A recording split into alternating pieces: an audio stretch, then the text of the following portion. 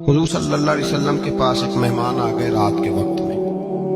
جب وہ آئے تو حضور نے پوچھا کھانا کھانا ہے؟ تم نے کہا کھانا ہے۔ جھوٹ اور بھوک کو جمع کرنا منع ہے؟ کہا جی کھانا ہے۔ تو حضور صلی اللہ علیہ وسلم نے فرمایا ازواج مطہرات کے گھروں میں پتہ کرو کچھ ہے۔ حضرت ام سلمہ کے گھر میں پتہ کیا تو کہا یا رسول اللہ 4 دن سے روٹی نہیں پکی۔ حضرت زینب سے پوچھا تو کہا حضور کئی دن سے چولہا ہی نہیں جلایا۔ حضرت عائشہ صدیقہ، حضرت میمونہ، حضرت سودا، تمام گھروں سے بظاہر یہ دو جہاں کے شاہ ہیں، پر باز کچھ رکھتے نہیں۔ دو جہاں کی نعمتیں ہیں ان کے خالی ہاتھ میں، ہر چیز ہے پر فقر اختیاری ہے، کوئی شے نہ ملی۔ نبی پاک صلی اللہ علیہ وسلم نے مسجد میں اعلان کیا، فرمایا کون ہے جو میرے مہمان کو روٹی کھلائے؟ ان لفظوں کا حسن کوئی حسن والا ہی سمجھ سکتا ہے۔ فرمایا کون ہے جو میرے مہمان کو کھانا کھلائے؟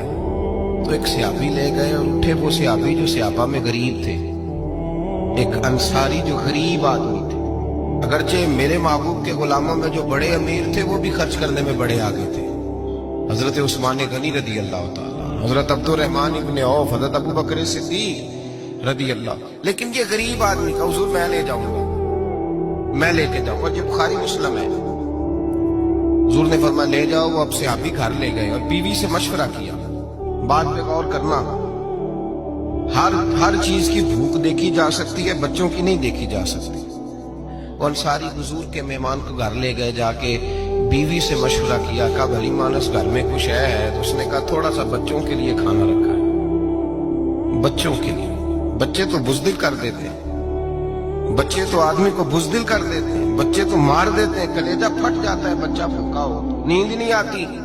اب صحابی اپنی بیوی سے کیا کہتے ہیں؟ کہتے ہیں بچوں کو بہلا کے سلا دے، اور رسول اللہ کے لیے نہیں، رسول اللہ کے مہمان کے لیے، بھائی نبی پاک کے لیے نہیں، حضور کے تجھ سے در در سے سگ اور سگ سے ہے مجھ کو نسبت، میری گردن میں بھی ہے دور کا پٹکا تیرا، تجھ سے در در سے سگ سگ سے ہے مجھ کو نسبت۔ لمبی بات ہے، بچوں کو سلا دو۔ بی بی نے بچوں کو سلا دیا تو میاں بیوی کا مشورہ ہوا کہ مہمان کے ساتھ بیٹھ کے روٹی کھانا بھی سنت ہے۔ تو اب مہمان کے ساتھ بیٹھ کے کھانا بھی ہے تو کھانا ہے ایک دو آدمی کا۔ اب خاوند اپنی بیوی کو تیار کرتا ہے کہ میں بھی کھانے میں بیٹھ جاؤں گا، تو بھی بیٹھ جانا، اور جب مہمان کھانے میں ہاتھ ڈال لے تو اٹھنا، کہنا وہ ہو دیا تو صحیح کیا ہی نہیں، ابھی بجھ جائے گا، اور جا کے دیا بجھا دینا۔ ہم ہاتھ ہلاتے رہیں گے، مہمان روٹی کھاتا رہے گا۔ اور یار اس درد کو، اس کیف کو سمجھو، گھر میں بچے بھی بھوکے، بچوں کی ماں بھی بھوکی، بچوں کا باپ بھی بھوکا، دسترخوان پہ روٹی لگ گئی، روٹیاں چون ڈالی، بی بی اٹھی کہنے لگی او ہو چراغ تو صحیح کیا ہی نہیں، یہ تو بجھ جائے گا۔ حوصلے مند بی بی جس نے بچے بھوکے سلا دیے، وہ بھوکے سوئے ہوئے بچوں کی بھوکی اماں اٹھی اور اپنے خامند کی تابے داری میں اٹھی، میں گڈی تے ہاتھ ڈور سجن دے، وہ جنج رکھے کونج رہنا ہے، اٹھی اور اس نے نہ دیا ٹھیک کرنے کے بہانے بجھا دیا۔ مہمان روٹی کھاتا رہا اور رسول اللہ کے نوکر قربانی دیتے رہے، وہ روٹی کھا کے سیر ہو کے بستر بچھایا تو سو گیا۔ یہ میاں بیوی ساری رات بچوں کی طرف دیکھتے رہے اور غور کرتے رہے اور راضی رہے کہ ہم نے حضور کا فریضہ نبھایا ہے۔ قربان جاؤں محبوب پہ، بے خبر ہو جو غلاموں سے، وہ آقا کیا ہے۔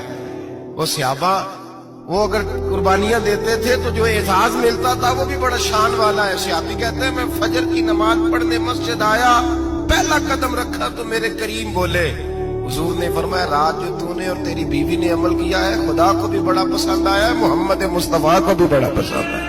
اور پھر ایک لفظ اور ہے حدیث میں، ایک روایت میں کچھ جملے اور بھی ہیں۔ حضور نے فرمایا جب تو اور تیری بیوی رات مہمان کے ساتھ احسان کر رہے تھے نا، تو عرش کا مالک تمہیں مسکرا کے دیکھ رہا تھا، رب تمہیں دیکھ کے مسکرا رہا تھا، رب تمہیں دیکھ کے مسکرا۔ در دامنی پہ شیخ ہماری نہ جائیے، ہم دامن نہ چھوڑ دیں تو فرشتے وضو کریں، پر میں وہ مسکرا رہا تھا کہ میرے بندے میرے رسول کی رضا کے لیے کیا کر رہے ہیں۔